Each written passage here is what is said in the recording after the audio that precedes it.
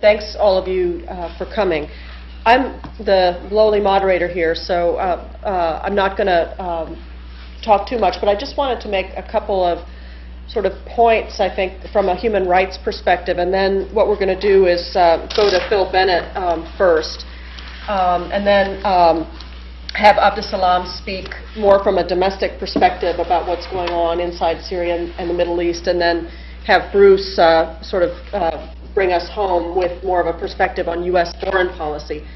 I'd just like to say two things from a human rights perspective, and one is that I think it's really interesting for me to hear people talking about the red line that the president, that phrase that he used to talk about the use of chemical weapons, and all of the discussion around this idea of a red line. And I think if you look at the history of how human rights is developed as a set of norms, there's always been a red line. There's always been a threshold of what the community, whatever it is, thinks is acceptable or not acceptable behavior. The thing is that that red line moves all the time.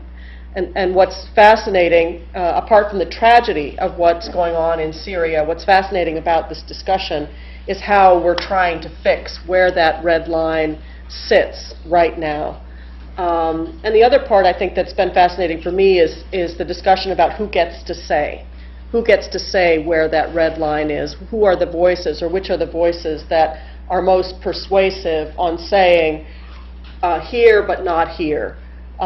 These sorts of things that happen are not going to merit an international response, but if you cross this line, then it does merit some sort of a response, either from individual states like the United States or from international communities, and where we are as human beings right now on deciding where we draw the human rights line on questions like the use of chemical weapons. So I'll go quickly to Phil and just introduce him really quickly. I actually met Phil long ago when I was a journalist in Peru, and so was he, so we've known each other for a long time. Phil Bennett is the Eugene C. Patterson Professor of the Practice of Journalism and Public Policy, and he's director of the DeWitt Wallace Center for Media and Democracy here at Sanford. He joined the Sanford School of Public Policy faculty in 2009 after a 4-year stint as the managing editor of the Washington Post, and most recently he served as the managing editor of Frontline, the magnificent PBS Public Affairs program. He teaches about journalism and national security secrecy, the news media and Islam, narrative journalism, and coverage of the economic crisis. Thank you, Robin, and nice to see you this afternoon. I'm actually going to do something appalling, which is I'm going to criticize the media for abandoning Syria, and then I'm going to abandon this panel because I have another commitment, so I'm going to have to leave at about 5:30, and I appreciate your indulgence on that. So I start just to put some thoughts on the table for discussion, and I may pick up a little bit where you started, Robin, with this notion of red lines, and although we've come to appreciate how subjective the nomination of red lines are, there are two markers in this story that have meaning for me, and I think are a way to put some of the media coverage in perspective. The first is a sort of little noted event. It happened in April of 2012, so about a year and a half ago, when President Obama went to the Holocaust Museum to talk about, to announce that the administration was going to undertake a review of policy related to genocide and form something called the Atrocities Prevention Board. And some of that, although he didn't mention Syria explicitly, was very much on his mind. And one of the things that President Obama said was that national sovereignty is never a license to slaughter your own people. And then he went on to say, too often the world has failed to prevent the killing of innocents on a massive scale, and we are haunted by the atrocities that we did not stop and the lives that we did not save. So that was one little red line that went past our attention quickly. A month before that, or about 5 weeks before that, in Syria, a correspondent for the New York Times, Anthony Shadid, died while covering the story. Actually died in a strange way of asthma while he was hiking through northern Syria. But the reason I relate his death and the president's comments is that I think they both had a profound effect on the way that we understand this story without them becoming the subject of much coverage themselves. Why is that? Shadid, before he died, was really the preeminent American journalist in describing the internal dynamics of these conflicts as they were lived by the people where wars were taking place. He did that in Iraq, he did it in Libya, he did it in Egypt. And although his death doesn't mark a very sharp dividing line in sort of before and after in the coverage, I think it's true that over the last year we can say that those types of portraits of how the war is actually unfolding inside of Syria have been almost entirely absent, not only from the discussion but from our consciousness. And a curtain has descended on this story, which has really made a full and open discussion of what's happening and about the policy too very, very difficult to have. Syria has that strange quality of being sort of an ever-present but underreported story, and I think that if we think that the policy solutions to it have been sort of unimaginative and sort of incoherent in a way, so has the coverage. You're probably familiar with the fact that there's been a giant toll, not just of Anthony Shadid, but of other journalists in Syria, which in part accounts for this absence. There have been 32 journalists killed since the uprising began, dozens more kidnapped, Syrians and also foreign correspondents. In addition to Anthony Shadid, Marie Colvin, who was a very experienced war correspondent, was also killed there. And that has contributed to both the difficulty of traveling with some of the rebels and the nature of the regime have made it very difficult for independent journalists to get into the field. That doesn't mean that they're absent. At Frontline, we've done now 3 films that, if you're a taxpayer, God bless you, you've helped finance about Syria on public television. They've been of really high quality, I think. If you're looking for something good to watch about Syria, a film that you can find on the Frontline website called Syria Behind the Lines is really an extraordinary film. A British filmmaker named Ollie Lambert went and did something that seems almost unbelievable, which is he spent time in both Alawite and Sunni villages along the Orontes River, and there you get a portrait of the human dimension. It also contains one of the most astonishing accounts of an airstrike on a civilian target that I've ever seen, and really worth seeing if you want a sense of the suffering and moral outrage associated with this. And there have been other news organizations that have maintained bureaus in Damascus. But I think with the chemical weapons attack, we've seen how difficult it is. I mean, this is a story where we don't have independent journalists even today who've been able to go on the scene and verify any of that. If you go back over this period, there still are people like C.J. Chivers of the New York Times and others who've done good work, but that period has really passed. So what do we have? We have this by now sort of familiar collection of social media and eyewitness accounts, YouTube and others, with the advantages that brings, but also with the limitations. And there have been a number of stories that probably many of you are familiar with, of stories that turned out to be false, of reporting that was unverified. And so we have this familiar sensation again of being sort of information overload and also scarcity of verified facts. One site that I like, new things always pop up. So one site that I like is SyriaDeeply.org. And there are attempts, again, mostly to aggregate what's out there already. They're not sending reporters into the field.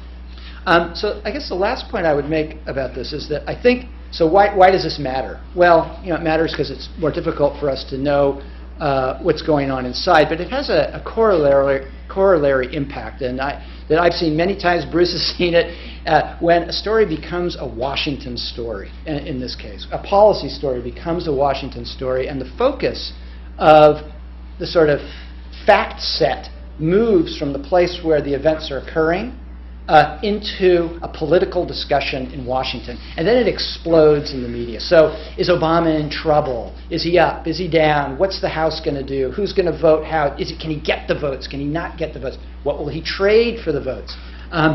Say nothing of, will the vote matter?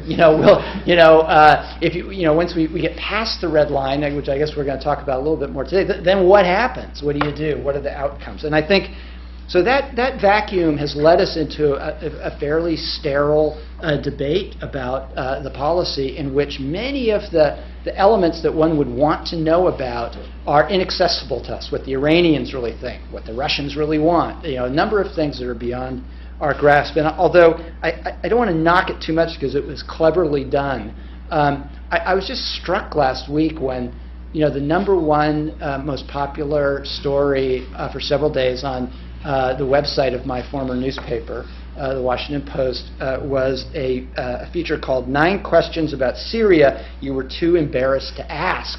And the question number 1 was, what is Syria? So now, again, I don't want to knock it because if you actually look at it, it was done with some sense of humor, or at least self-consciousness about how we need to be educated about this story. But I think it was also indicative of where this deep into this drama, the quality of the discussion that we're having. Great, thank you.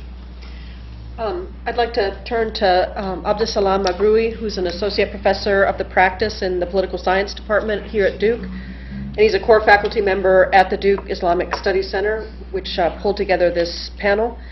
The focus of his research is on religion, political reform, and political violence in the Middle East and North Africa. Dr. Maghraoui has carried out fieldwork in both regions and has frequently been called upon to provide testimony to various U.S. government agencies on his research. Thanks so much. Thank you, Robin. Well, good afternoon. In my talk, I'm going to try to lay out a bit the background, the domestic situations and the regional context in which this whole crisis has taken place, and it is very complicated and complex. And so I will make basically 3 points.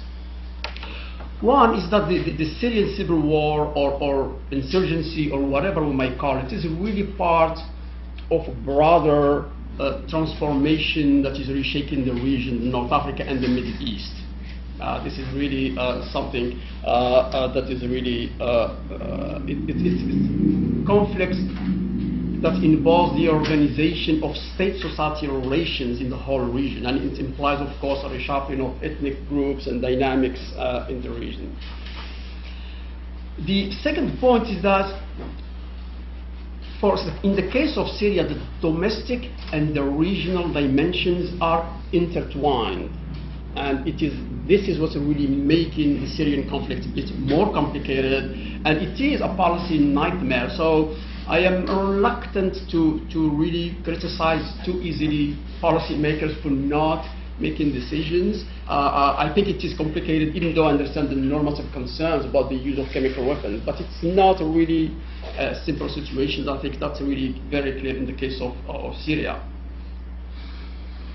And the third point I want to make is that despite all the talk about ethnic conflicts, despite the huge effect of the sectarian politics, I don't really see a withdrawing of the geographic national boundaries to respond to identity politics. I think that the national boundaries in the region are there to stay probably.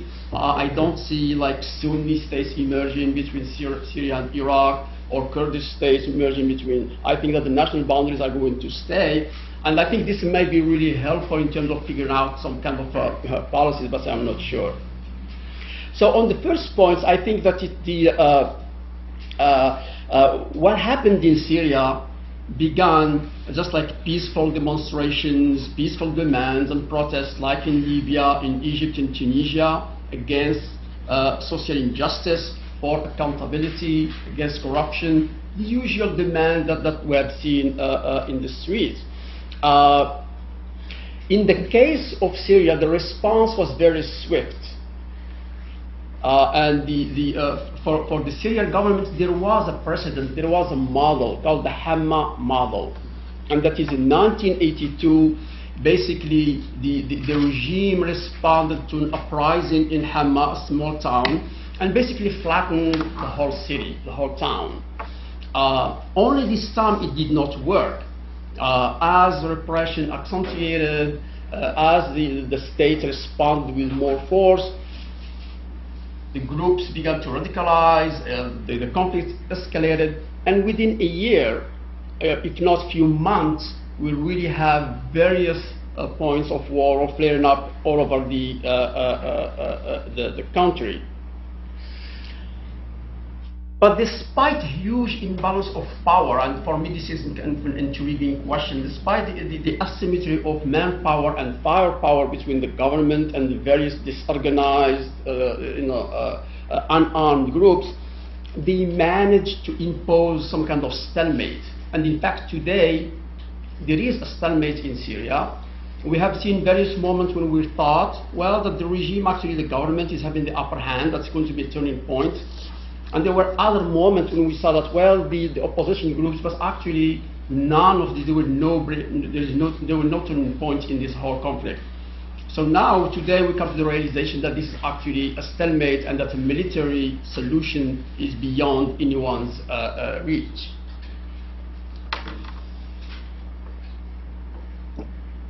So the point is that even though the conflict in Syria is really represents the darkest moment of what have been called the Arab Spring, I think it shares with it certain characteristics. We have basically Islamist actors, we have the military, we have democracy advocates, we have foreign fighters. This is in different elements in Syria, but the dynamic is pretty much the same. The actors, the conflict, the ideology, what is at stake, are pretty much similar. And if I were to draw a scale of the four countries that we have, like Tunisia will be a place where transition to democracy is fairly less violent. The other extreme is Syria, and in the middle somewhere we have Egypt and Libya, which are really, so that's just to give you a sense of how I will situate this Syria. So why is Syria so more complicated? And the reason is basically the ethnic makeup and the sectarian makeup of the country, and combined with the original powers that are in the borders. So in fact, I will very much hesitate to use the word civil war in the case of Syria. I'm not sure if this is really a civil war in the conventional sense. What we have is more better described as various small battles in different corners of the country. So we have in the north, basically, its battle has its own characteristics. They're not similar. In the north, where Turkey is, of course, I mean, you can see at the map, Turkey's concerns is the Kurdish question. They do not want the conflict in Syria to escalate into some kind of Kurdish problem that will exacerbate its own problems with the Kurds. And therefore, it has allowed different groups, both Islamists and non-Islamists, to kind of form an autonomous enclave in the north, and where the Kurds don't dominate. So there is a plurality of opposition armed groups in the north. To the east, it is different dynamic. Iraq is concerned about its Sunni minority. Now, what is going on with Syria? We have seen a flare-up of violence, spike in violence in Iraq due to the fluid move back and forth between Syria and Iraq. And of course, Iraq has its own agenda. If we move to the south, then we have Jordan, Lebanon, and Israel. Israel's main concern is the transfers of arms to Hezbollah in Lebanon. In Lebanon, Hezbollah is the main ally of the Syrian regime. It has supplied arms, it has supplied fighting men to actually go to the country to engage in battles. And Jordan is there playing some kind of an ambiguous role. It has received a lot of refugees from Syria, but at the same time, it has allowed, I think this is really in the south, where most of the foreign jihadi groups really came in with financing from Saudi Arabia. It is, so Jordan is receiving refugees, but at the same time, it has allowed a lot of foreign fighters coming from all over the world, from North Africa to Asia to Europe, to enter the country, which is complicated in addition to the already existing sectarian conflict. We have foreign fighters come into the picture.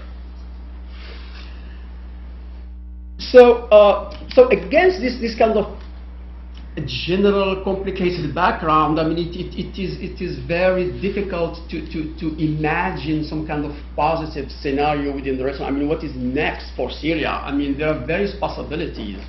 One, of course, would be simply that either one of the two parties will win military victory, will basically win militarily, but this is a very unlikely scenario. I think that both the armed opposition and the Syrian government, as the Prime Minister declared in Geneva last week, that basically they are in stalemate. Without some kind of interference from the outside, none of these groups are going to win. So it is a very unlikely scenario that one of these will win. Another scenario is basically that the state will simply collapse. And in that case, we could have two situations. One is Lebanon, and that means 15 years of civil war. Or another possible version is Somalia, which will be even worse. So I mean, it's not very kind of attractive outcome.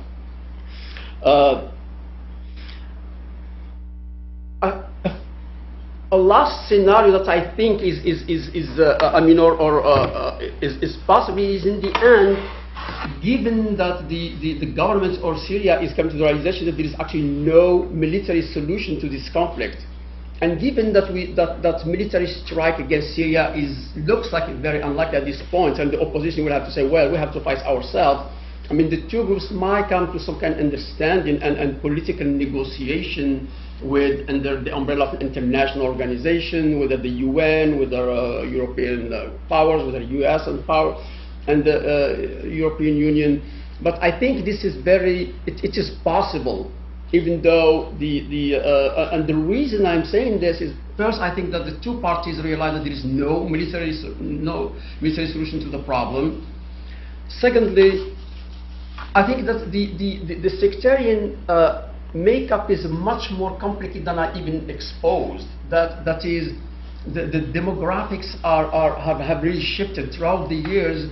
We see that Alawites are actually living in Sunni areas, and millions of Sunnis are living in the Alawite region. So it's not a really clear-cut ethnic enclave where there is some kind of ethnic or sectarian purity. There is a lot of exchange, and I think it's going to make it very difficult to think in terms of partition of autonomous region.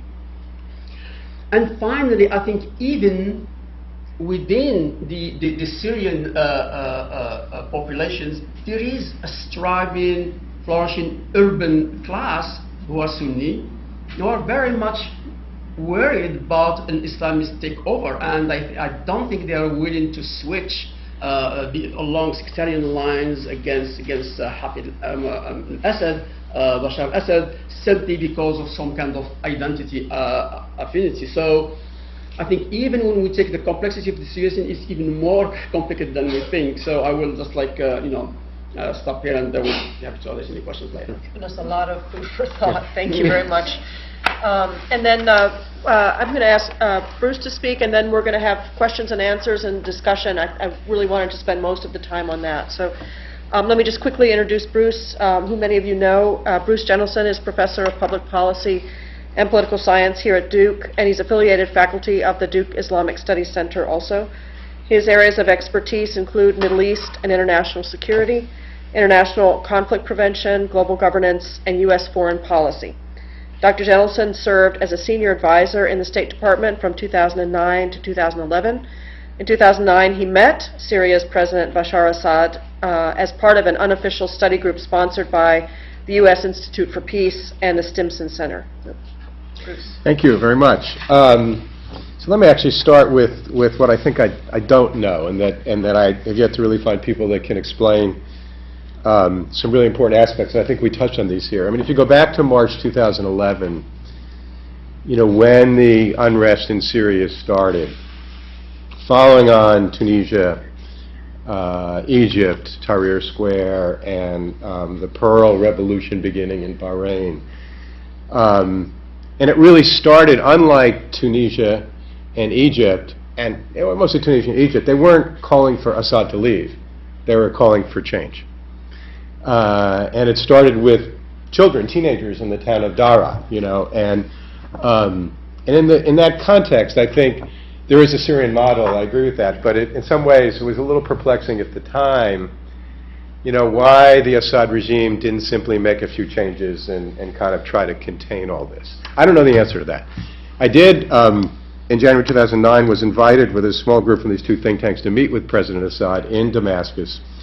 We had a very long meeting, actually lasted almost 2.5 hours. And the context was the transition from the Bush to the Obama administration. I wasn't yet going into work in the Obama administration, but was close to many of the people that did. And we were kind of seen as, an interlocutor. In fact, 2 months after we were there, then Senator Kerry came for an official meeting. And when the meeting was set up by the Syrian ambassador to the U.S., it was around November, December 2008, we said, sure, but by the time we went, it was in the middle of the Gaza war. We're thinking, should we go? What's going to happen when we get there? He's going to parade out these Americans and say, see these Americans, I'm not going to meet with them, because none of that happened. He had this meeting. Actually, very little was about Gaza. And the context was, here was Assad, who in the previous year had been working very close with Turkey, with Prime Minister Erdogan and Foreign Minister Davutoglu, who in fact had been trying to mediate talks between Assad and then Israeli Prime Minister Ehud Olmert to try to resolve the Golan issue. That actually come reasonably close. And one of the points Assad made to us in these meetings, he was very proud of this new sort of strategic role he was having in the region. And the like. We actually didn't talk that much about domestics. That we were told that was kind of off limits for reasons I think I understand a little better. A couple years ago, we got into it a little bit. And he came across as someone, and you read a lot about him, and he was sort of the accidental president. It was supposed to be his brother who got killed in this mysterious accident in the 90s. And so in retrospect now, what I don't understand, he's not window dressing. Right? He's not window dressing. He's a stronger leader than that. But he's also not a central leader like Mubarak was, or Ben Ali, or these others. And so I can't tell you I really have a good sense of the policy-making, decision-making that's going on in Syria. What role is he playing? What role is the people around him, playing and the like? And that's been very perplexing. I think one of the reasons he didn't have the Hama option that his father had in 1982 was in fact because of the media. They kept that, much of the outside world didn't know what 40,000 people were killed in Hama in 1982 for a while. And at minimum, what's clear to leaders now, it's been clear to everybody since the Berlin Wall came down, that you can't keep these things as quiet as you did. Doesn't mean the world will act. So which was another reason why I remained perplexed by their response. I think Robin's point about the context in human rights is very important. And what Phil said about the atrocities prevention, but this is actually one of the issues I worked on when I was in government. And coming out of the 90s with Rwanda and Bosnia and to a certain extent Kosovo, there was a strong sense in the broader international community that the good news was after the end of the Cold War, we lived in an era in which it wasn't that likely that the major powers would go to war against each other. We have tensions with China, but war is not that likely. But that it was an era in which intrastate conflict was intensified, ethnic cleansing in Bosnia, genocide in Rwanda. And so there was an effort to try to figure out, the world had some rules for when one state invaded another, but didn't really have rules or norms for when people killed people inside their own country. And so there was this effort by this independent international commission, broadly representing the world, to develop this notion of responsibility to protect, which basically said, as Kofi Annan put it, that the UN Charter was made in the name of the peoples of the world, not just the states. And that the international community had a responsibility to protect people when they were faced with mass atrocities at the hands of their own government. It's a long story. I actually was just up in Toronto on Thursday giving a lecture at the Trudeau Center for Peace and Justice, University of Toronto, on this. We can talk more about it. But this was an effort to say it's really not okay, Darfur and others. And in fact, last week, before the UN General Assembly officially met, they had a they called the Fifth Dialogue on Global Responsibility to Protect, and talking about the number of countries that came, and we're talking about how important it is that we need to do this. And it doesn't always mean you use military intervention to stop it, but it means you've got to find ways, and it's your responsibility to do this as international citizens. And so I saw this, I think, on the some news website as, making, isn't this great, we're talking about it. Well, on the same website they said, I think it was the New York Times, the most read articles of the week, and the number one was rape continues in Syria, right? So you kind of got the paradox for the whole international community there. And this is an issue that has pertained, and it doesn't mean that you invoke responsibility to protect, or R2P as it's called, on every violation that is out there. But it's really about trying to prevent mass atrocities and to learn from the experiences. Indeed, our current ambassador to the UN, Samantha Power, became very well known for her book called The Problem from Hell, America in the Age of Genocide, which won the Pulitzer Prize. And she also tells this story, by the way, for those people those are the right books, that she was rejected, I think, by 7 publishers until she got a publisher, and it was a rather significant and successful book after. So this has been going on in Syria, for well over 2 years, and we can talk about the dynamics. Let me just make a couple of points to open it up.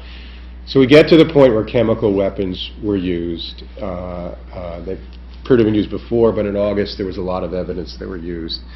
Why this? Why not a reaction from just the mass killings? And I think it's a very fair question. I would say it in no way says that there's a good way to slaughter people. But I think there are a couple things about the use of chemical weapons that really did matter that at another magnitude. One is that these weapons of mass destruction, chemical, biological, and nuclear, to be perfectly frank, can kill a whole lot of people very quickly. And they really are of another magnitude than artillery, even cluster bombs and the like. And it's not that the other way is okay, but they are a whole other class of weapons. And in an age in which technology proliferates, maybe less so nuclear weapons, the chemical and biological weapons can be in the hands of whole lots of individuals, groups, and the like. Secondly, the president was in some ways trying to backtrack for these red lines that he drew, one under the pressures of the campaign, when it was more a statement than an action. But there is something to work with there. There is a body of international law that goes back to the 1925 Geneva Convention, after chemical weapons were used in World War I. It has by no means been observed across the board, but in foreign policy you kind of work with what you have. And so the notion that there were a couple of things to work with there mattered. And then a third, I think, from my perspective, was it is an important end in itself to try to take a stand when chemical weapons have been used. But could this be a means to the ends of starting to get some action going along the lines that you were talking about to try to do something about the larger problem?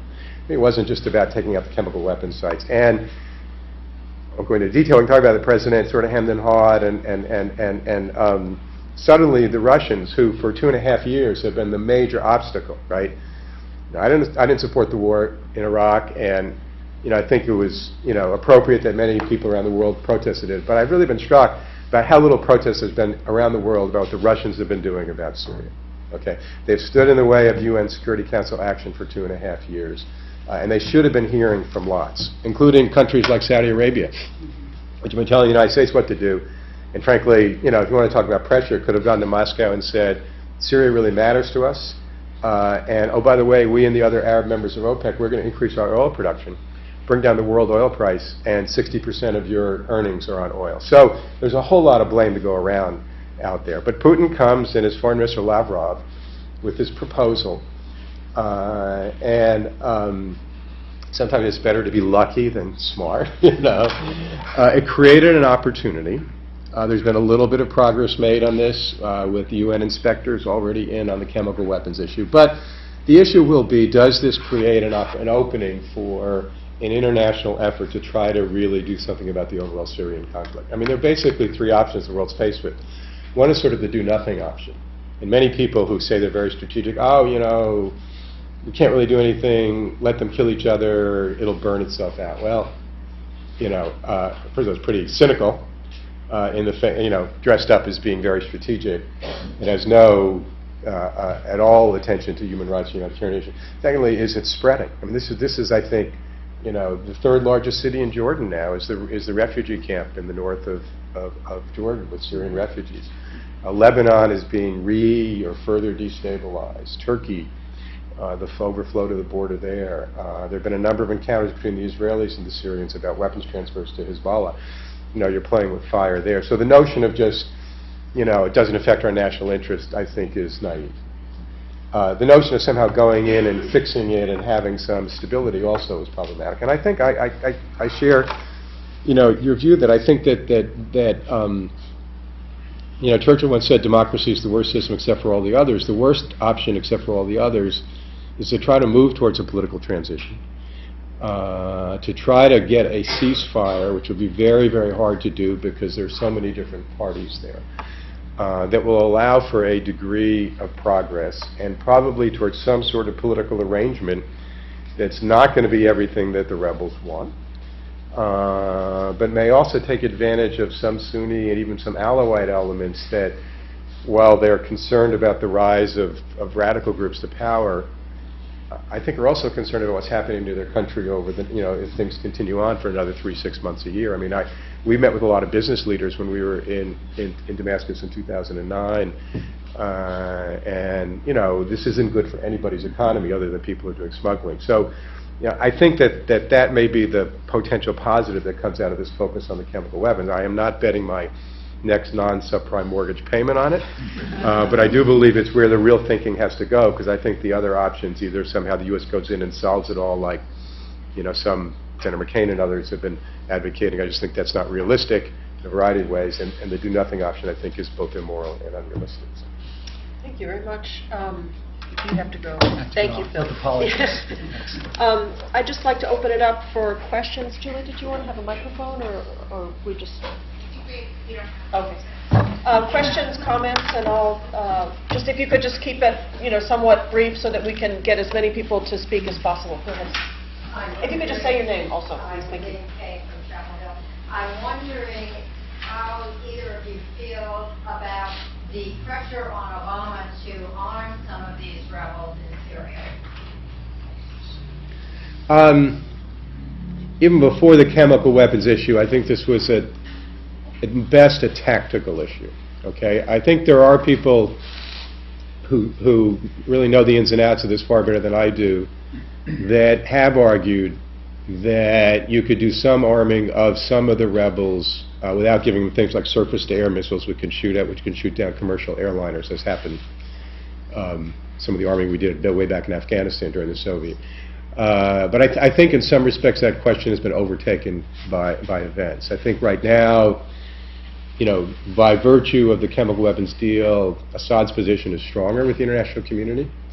In fact, the rebels have been very upset about this. But, the elements in the rebels, there's so many different groups. So, I think at best that was a tactical move that maybe 6-9 months ago might have helped. But I think right now, to me, any positives about that have been overtaken by events. Yeah, I agree. I think that it is very unlikely to make a difference on the ground. Even if you arm the groups, and even if you manage to identify the groups, there are so many different factions. Alliances are shifting quickly. It's a very fluid situation, and I would say I don't think it's going to be effective at this point. Perhaps a year ago to have made a difference once the more democracy advocates were easily identifiable and they were not in kind of they're willing to work out some kind of arrangement. Now I think it's pretty much too late. And the Saudis and the Qataris have been pouring arms there. They are arming their own affiliated groups, and I think it's only exacerbated the situation. So there's no lack of weaponry? Well, the light weaponry. It's not, but it's enough to reach a stalemate with the state. So. Yeah.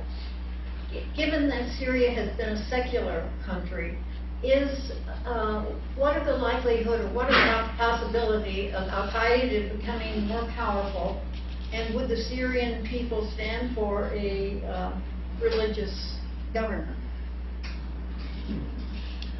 Well, I think there is a group called Al-Nusra, which has been pretty much affiliated with Al-Qaeda. The leader of Al-Nusra were allegiance to Zawahiri, and so there is a clear connection there.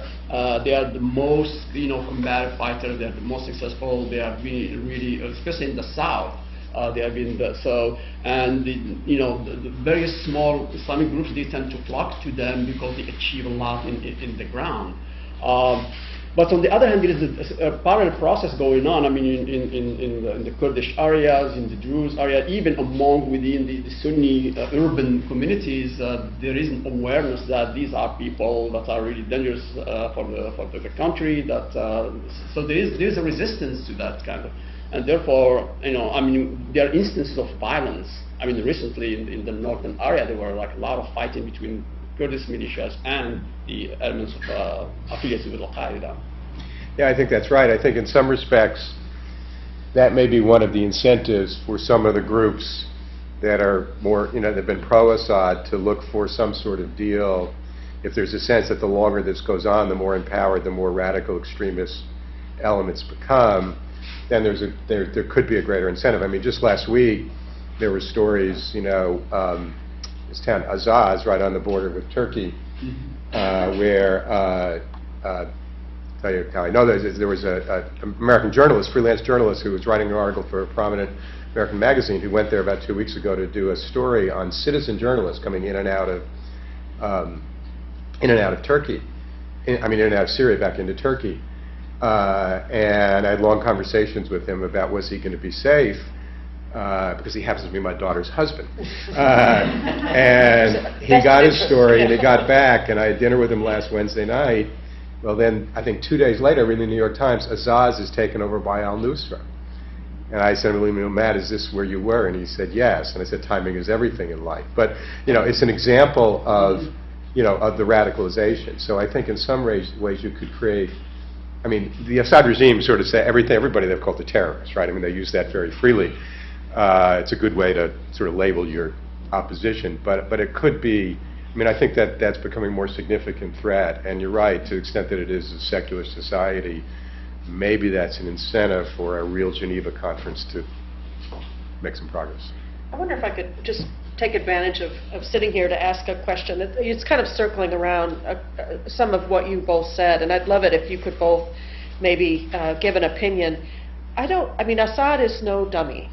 Right, and I think Bruce, is like a really interested in engagement. He's obviously very watching the international news, very alive to these contradictions, to these complexities.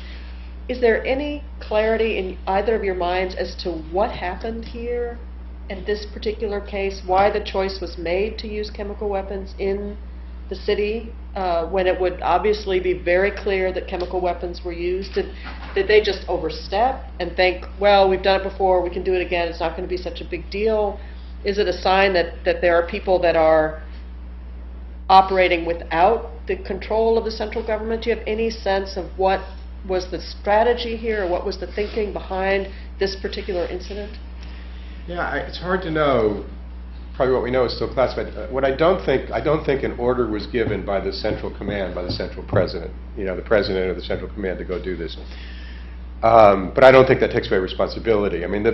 People say there were some intercepts of radio communications of local commanders who either misunderstood an order or went about it on their own, that they were actually having trouble holding this particular area. And so you can think about maybe they felt their career, status, life was on the line, and they resorted to this.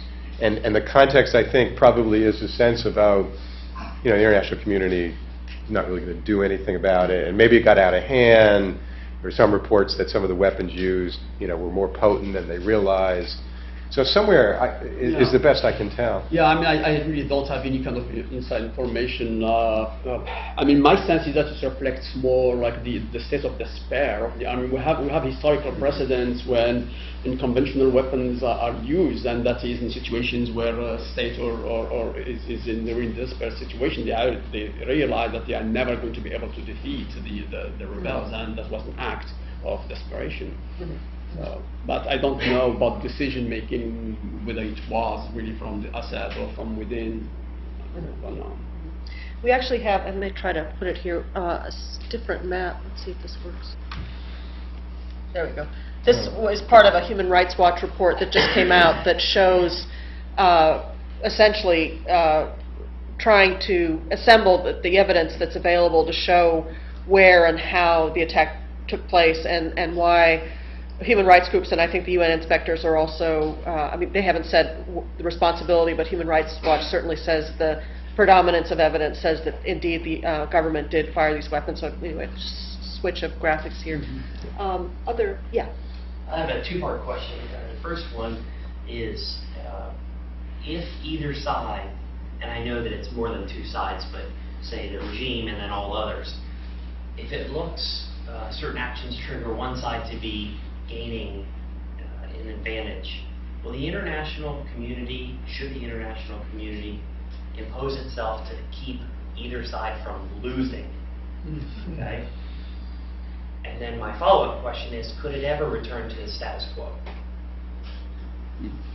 Well, I start with the second. I mean, I think that returning to the status quo is impossible. I mean, impossible? Yeah. I mean, Bashar Assad has lost all authority and legitimacy throughout the country. I mean, even within the Alawite community, there are a lot of voices who are, concerned about, well, where are we really? I mean, this for them, it is a fight for survival. It's an existential question. So I don't see that going back to how things were before. So a stalemate wouldn't be, the first part of a peace agreement where it's business as usual. Yeah. Because there would have to be. Okay. Yeah, my sense is that if there is some kind of negotiation, it will be some kind of like national, conventions with the program for reforms, for elections, for constitution. I mean, these kind of things, but not going back to. I mean, Assad did try in the beginning, from when the protests started, like in 2011. I mean, he did some kind of, shuffling of the government, some promises for elections, but they were really empty gestures, and nobody quite believed them. So I don't think that he thinks that he can resort to those kind of tactics. About the question of tilting the balance of power in favor of one or the other, I mean, for me what is really puzzling is that there is already an asymmetry of power in Syria. There is already a government that is well armed, that has tanks, that has planes, and different factions who are divided, who are not really well armed, and they could not. I mean, they managed to impose a stalemate. So I'm not really sure. I mean, I don't even think that the bombing of military installation in Syria will necessarily change really the dynamic of bonds. Even if there is a military, attack of military installation, that it will necessarily change the dynamic. There were so many points where we thought, oh, well, this is really the breaking point. It looks like the rebels are actually making progress. They have been taken over, and then it will be tilted. And the same thing the other way around, that governments as well seem to be in control.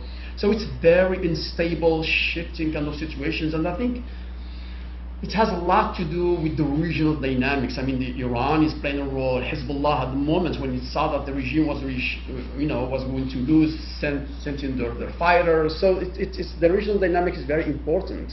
But I don't think that just, bombing necessarily would change the situation. I don't know what you... No, I agree. I agree with both points. There's no going back to the status quo. I mean, 2009, the meetings we had with some of the business people, we're talking about the economy. Tourism was picking up, particularly not just from the overall, but from Europe, not from the U.S. All these crusader sites, throughout Syria. I mean, you think about, and all this coastline. I mean, you could really do a lot, with the economy and stuff. And none of that. I mean, that's all been destroyed. That's why the question of the interests of some of these elites, it may well be that they're ready for a deal within some parameters. My own sense is, I think it would be. I don't think Assad can be a part of it, but I think some other Alawite elements who've been part of the regime, and I think official U.S. position doesn't accept this about having them come to Geneva, but I think that's probably the only way to make a deal. What the interaction will be with what's going on with Iran is another thing we can talk about, because that could really play in. But the balance of power game, I mean, getting that right, it's rarely gotten right by any external power, whether it's been the United States, or the British during some of their colonial periods, or the French. I don't think that's it. And now I think I think right now the goal is to try to stop to start reducing and stopping the killing and at least move to the next phase of a transition that's going to be really hard. To me, that's the goal. It's not for one side or the other to win. It's to stop the killing. Yeah, if I might just add very quickly, I mean, the reason why I'm a little bit more optimistic about the possibility of political negotiation or settlement is that the regional powers are also not all that except they don't have the stomach for long protracted war in Syria. I mean, Iran, there has been, it's a new president. I don't think that he's really, he's concerned about what's going on, and I don't think that they're ready to be involved as long. Turkey doesn't want to be, you know. So I think that what is ongoing is that the regional powers themselves might not have the stomach to engage in a long, protracted war in Syria, and that's a good sign. Yeah. Considering two things, first off, the difficulties y'all said with reaching a military solution, and second off, there is a peaceful solution, the difficulties with kind of dividing Syria because of its sectarian nature. What exactly do you think would be involved in a peaceful solution? Do you think there's likely going to be a new constitution with Assad remaining in power, or what would you envision being a peaceful, some sort of diplomatic solution like you mentioned? Well, you know, I think the point that was made earlier about this is not going to be partition. You know, populations are too spread. You know, same thing in Iraq. People said, oh, why can't we partition this to, you know, Kurds and Shia? The populations are too intermixed. Same thing in former Yugoslavia. It's going to have to be a unitary state. Whether or not the Kurds end up getting, you know, their own state out of a bunch of states is its own issue. But basically, I think it's going to be a unitary state. I think that Assad himself would have to go. But as I was just saying before, I think elements of the regime, maybe not the immediate family, but the Alawites would have to be part of the settlement. You know, again, is it justified if everything we've done? To me, that the question is, how do you move to the next stage? And I think that you would have to have, and this is also a very hard piece, you'd have to have some sort of political observer, if not peace operation force there, which is very hard to do in these situations. I mean, these are all the elements that you would need in order to have a chance at it, but it's where it has to go. Otherwise, you know, this spreads further to the region.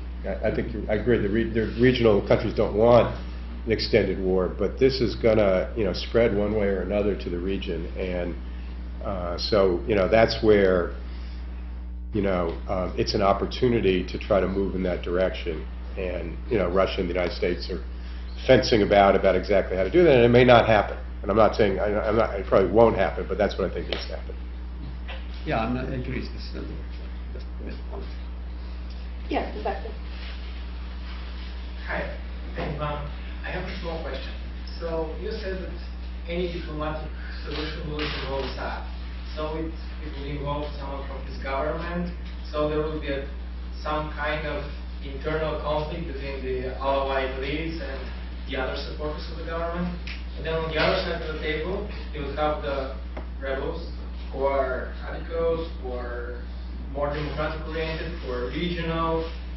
You're talking about like 10 different groups from different sizes, with different powers coming on the table and deciding what to go. Do you think this could possibly happen in the next like 10 years? Yeah, I mean, you know, you put your finger on a serious problem. I mean, the opposition is very divided. My sense is that the radical elements are going to be excluded de facto. I mean, they're not going to be part of this, and we already see kind of divisions. I mean, you know, pro-democracy activists and other non-Islamist groups trying to say, look, I mean, you guys are not going to be part of this.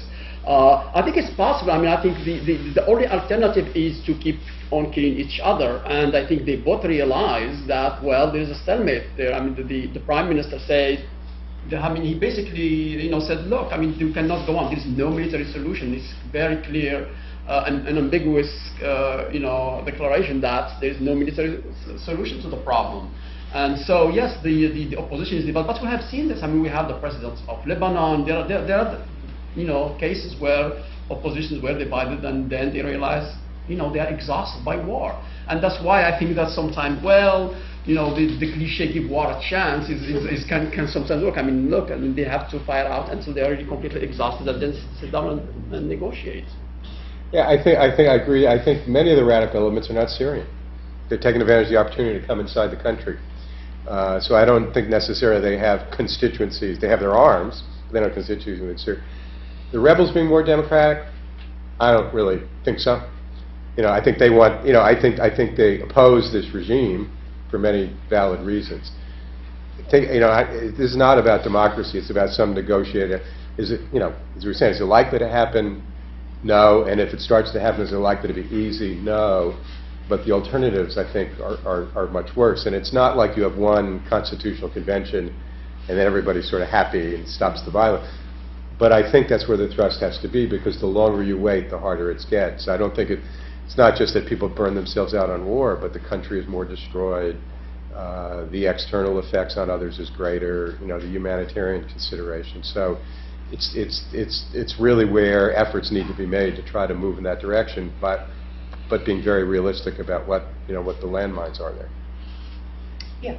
Yeah, from my perspective, what really disappoints me about the dialogue in the media is that we reduce this to an issue of military intervention.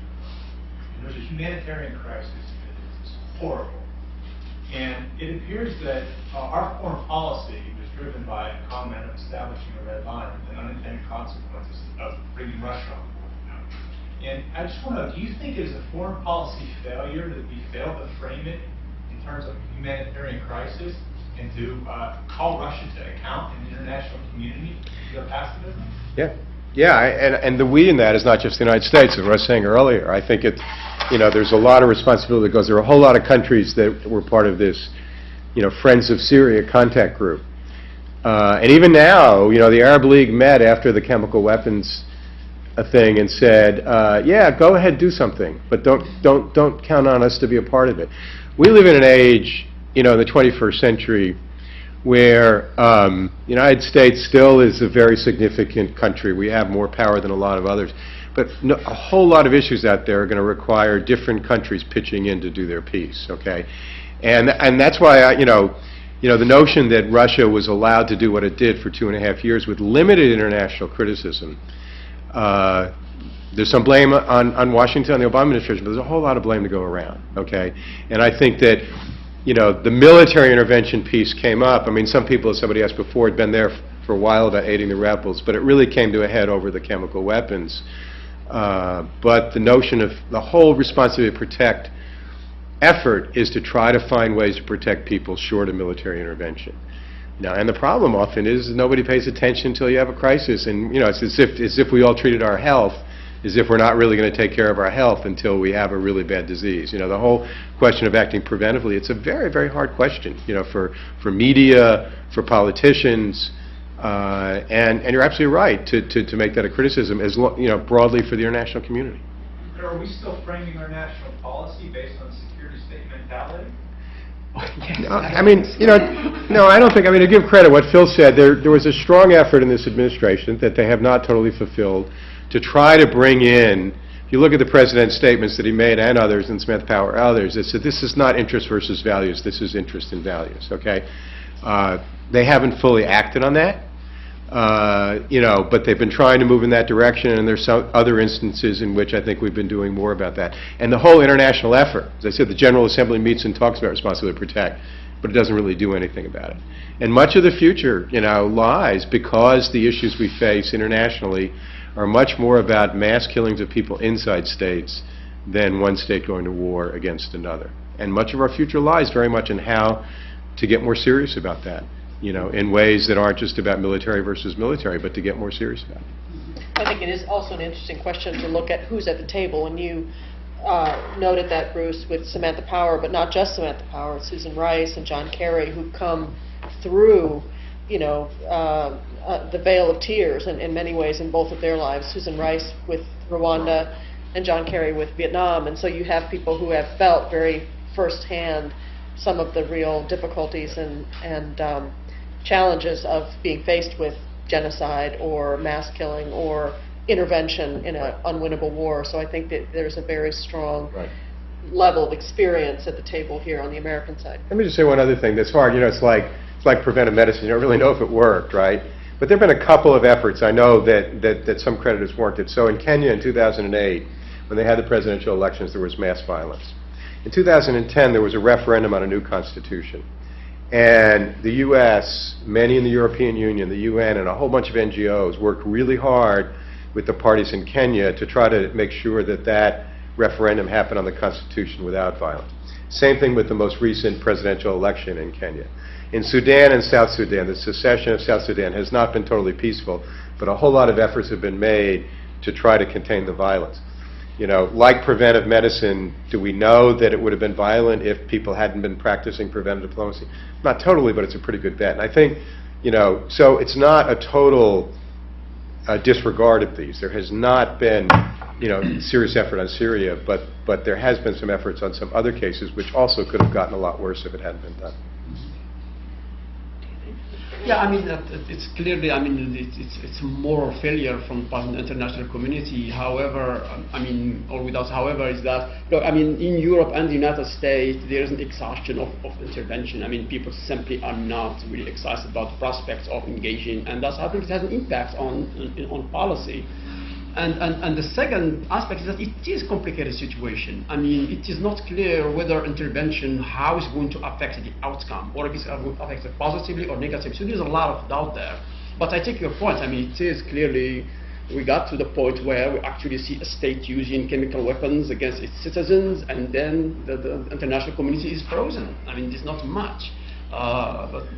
So it's a real problem. Mm-hmm. Yeah. So I wanted to pick up on a phrase that Bruce used, which was sometimes it's better to be lucky than smart.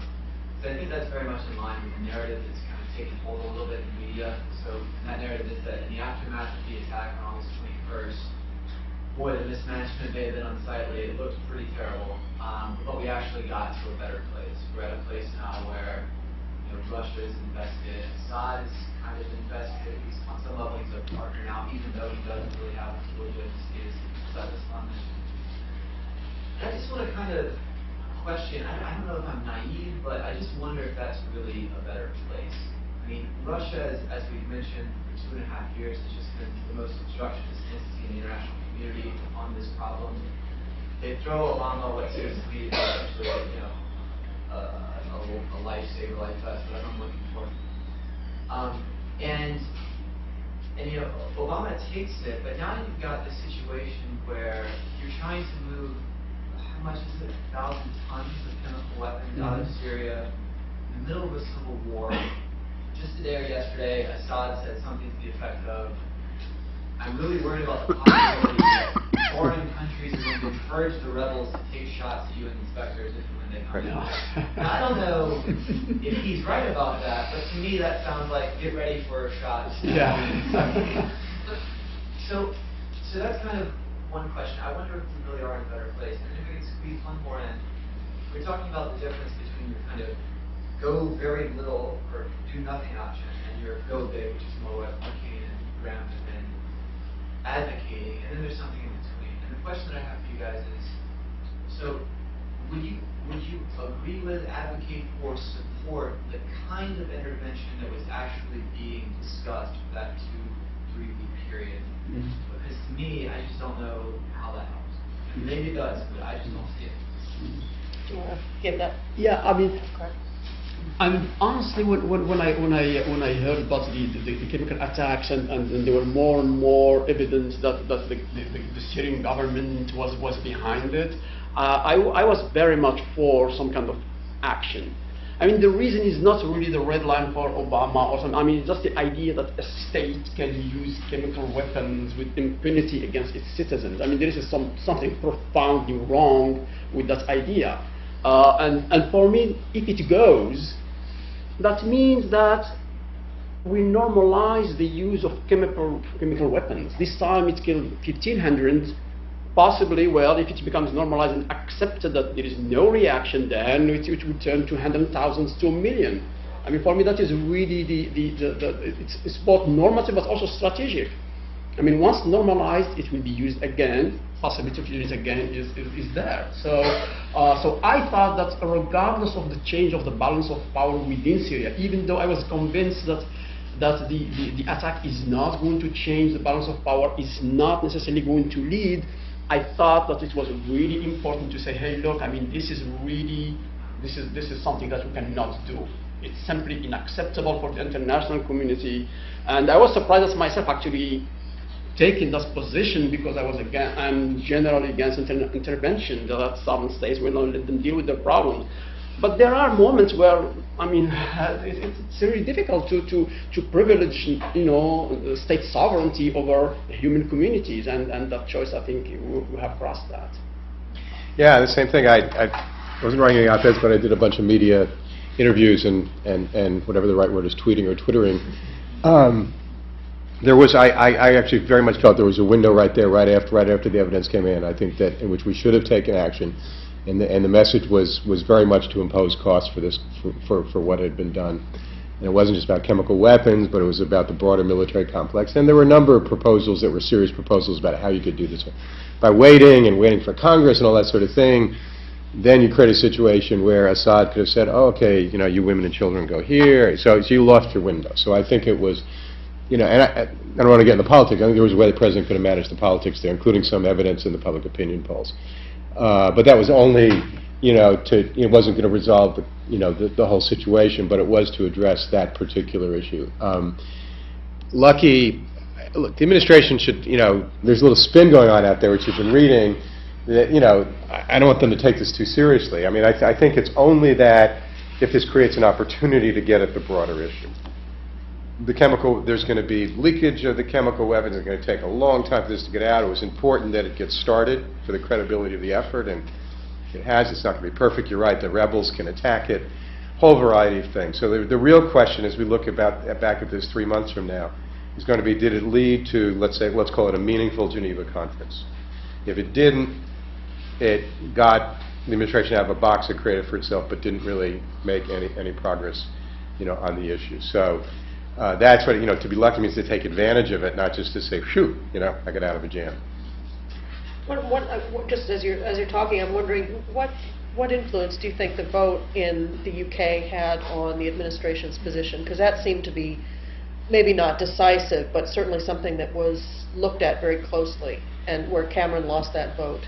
Yeah, which is very unusual. In parliamentary systems, it's very unusual that the party abandoned its prime minister other than on something that's a vote of confidence. And look, it's Iraq, the gift that keeps on giving. I mean, it was very much, the British were still in significant part, as well as their own little politics going involved, a significant reaction to their version of the lessons of Iraq 2003. I think it affected the administration. I don't think it was a decisive factor. I think the president really has wrestled with this notion of constitutional power and what the lessons of Iraq are. There was a way to consult with congressional leaders under the War Powers Resolution, which is the post-Vietnam law, while everybody else was in recess, proceed with the action, and if 10 days later when Congress came back from recess, it was still going on, to then go to them for authorization. And you actually would have gotten some political points for using the War Powers Resolution, which no president has ever really used, Democrat or Republican. So there were some strategies there, and so I think the British vote was a factor, but it wasn't the decisive. Yeah. Do you really think that a diplomatic solution at this point is possible? Anything that involves keeping Assad there, you're going to have years of with the groups that are now in there, years of services going forward, so years of violence comes along with that. And if you remove Assad, who's left there to actually enforce any kind of ceasefire, diplomatic agreement that potentially be reached without bringing in some large international force? And I don't really think that you want to do that. I don't see anybody beyond us being able to do that. So at this point, is that beyond already, based on the situation? Wow, I mean, there are a lot of practical considerations that I'm not really, that's not my field. I mean, for me, I think that the two important institutions that really are going to be problematic is the military and the security forces. I mean, how, and for decades, they have been built on the basis of family and sectarian networks. Basically, the high commands are all from the Alawites. and so the foreign ministry said, well, how are you going to change that kind of sectarian configuration to make a military professional core? That would be essential for any kind of stabilization in the country. But you are right. I mean, there are a lot of very detailed practical issues that to figure out. Yeah, I mean, as you're saying, Assad himself wouldn't be part of it. There are plenty of elements, power wielders within the regime. The concern about too few people with power, I don't think is a worry. In fact, maybe too many along the lines that you're saying. It would be exceedingly difficult. There's no question about it. But my own view is it's necessary, and it's it could be a way to end the mass killing that's going on now, and we would probably still have violence going on. But if we can start to bring it down compared to all the other alternatives, and by the way, it's not all about U.S. troops. U.S. troops are never part of UN peace operations. Okay, they're just not. They never have been. I think we supply, out of the 95,000 UN peacekeepers around the world, we supply 117 logistics people. Okay, so it's not about the U.S. It would be about some other force, and which doesn't make it easy to do. But this is not about people asking the U.S. to go out and send its own troops there. Yeah.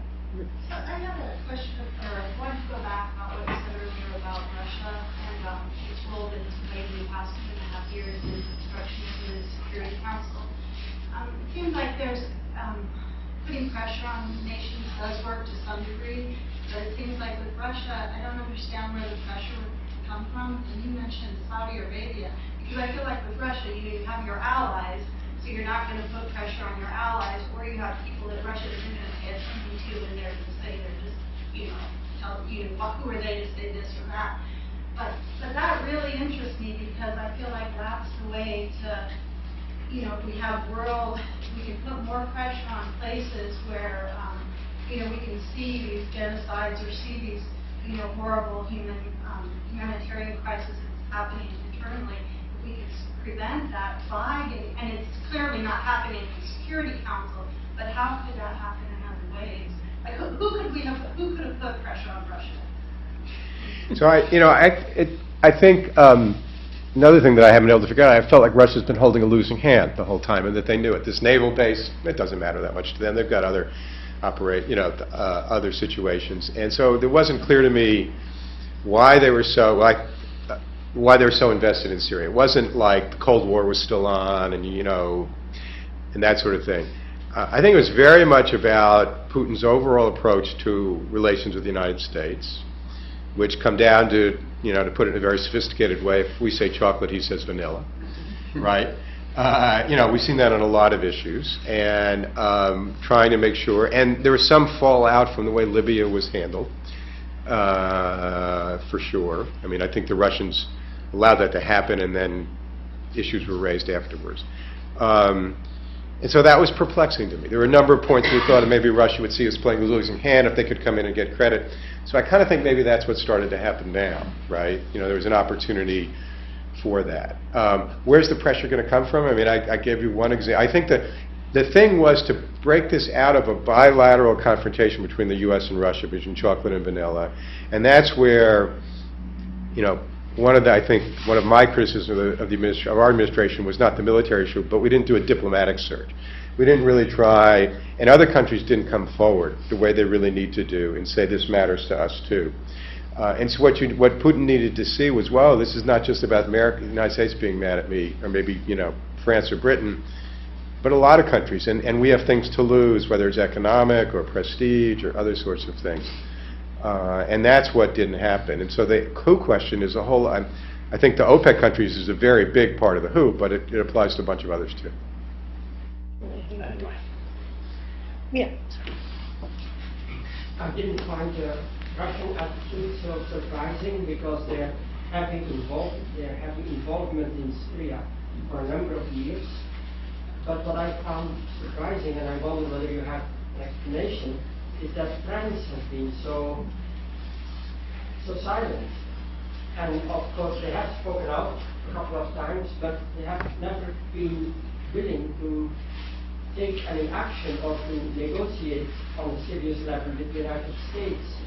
So they did it for Libya, and they sometimes took their own action in Africa when they felt it was needed. So why didn't it happen here? And is that failure on the Europeans, on the French side, or did the Obama administration not communicate well?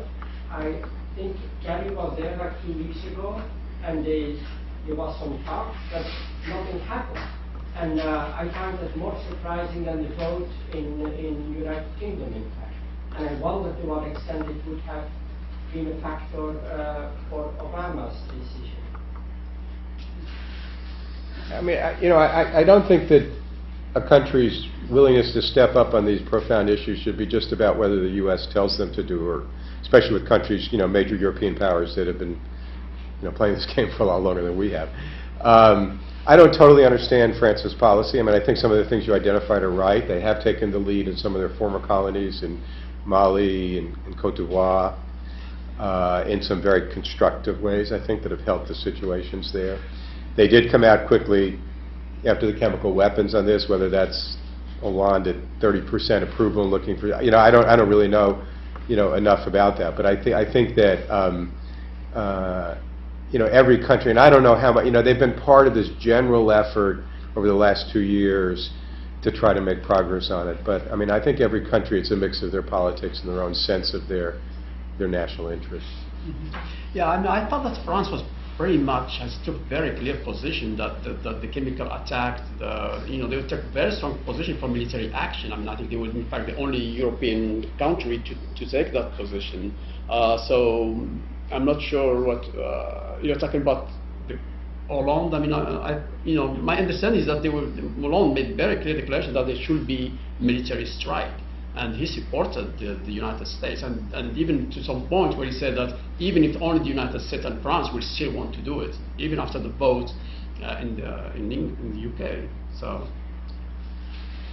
Yeah. In a region like Syria, where there are so many there's both humanitarian interests as well as regional security interests, how do you, when you're making decisions, how do you balance both of those? And do you think our decision-making, they should be divorced from each other? And so, for example, when you're talking about the responsibility to protect, do you think it weakens our ability to use something like the responsibility to protect in our decision-making when there are other interests like regional security or regional politics at play as well? Yeah, I think, Stephanie, I think if they pulled in different directions, then you have to make choices. And I think those are hard choices because you have humanitarian concerns, but you also have other national interest concerns like the country being exhausted from over a decade of 2 wars. But I think in this situation they both point in the same direction. I think U.S. security interest in the region is in regional stability, and I think the longer this conflict goes on, the more it contributes to regional instability. Not only Israel's security, but as Lebanon, Jordan, many other countries around. So to me, you have both interests and values pointing in the same direction. There are others where you are pulled, you get into different parts of the 4 Ps, if as you may remember from our work together. But I think in this situation, they both point in the same direction. It's not just humanitarian. It's also about regional security.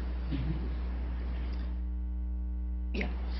I was wondering, looking at the United Nations going maybe beyond the Syria situation, given the politics and laws or legal system within the United Nations, what are some ways you could possibly adapt or change in the future to better deal with the intra-country situations, government violence? Changing UN policies or procedures to better deal with these intra-state issues. Oh, that's your opinion. Nicely done. Well, there's one proposal that's been made. It's really an interesting proposal, is to try to get the veto-wielding members of the Security Council to say they'll only use the veto on issues that directly affect their own national interests and security. Now, it can be broad, but I mean to really do that. China's a very interesting example here. China would not be vetoing it if Russia wasn't there. The Chinese on these issues have been more concerned about intra-state issues that they feel have very direct precedence for Tibet and Taiwan. But on those that have less of that, for example, in Sudan, they were very much opposed to being involved, and they've started to switch their position, on that. So I think that's one issue. People talk about expanding the Security Council, which has other aspects. In fact, one of my classes is debating this next Monday, whether it should expand or not. But I don't think it would help with this, with this particular issue. But I think that would be one thing. Now, for the United States, that would mean, there'd be some issues we would not be able to veto. For example, some things that relate to, not directly to Israel's security, but some things we vetoed that we've seen as anti. So I think that's a really interesting issue and that might help. If I could just maybe ask a last question, and then we can thank our panelists, is just for both of you, what are you looking for in the next couple of weeks on this issue? What do you think? What's your sort of best guess as to what's going to happen? Islam? Well, I'm hoping, the hope that there will be some kind of progress in Geneva meetings, and that there comes to the realization that that there is no military solution. I think a point that is worrying me is as well. I mean, the process of evaluating the chemical arsenal is way too short, and that's going to be some kind of like using this as way to basically drag on and without really getting rid of the chemical weapons.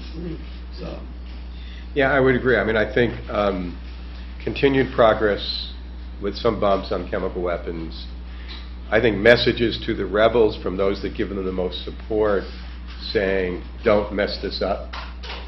Saudis and the Qataris about don't mess this up in terms of the chemical weapons, and a meaningful Geneva conference that's a meaningful one that could give an opportunity for another step. Those to me would be the three really, really important things.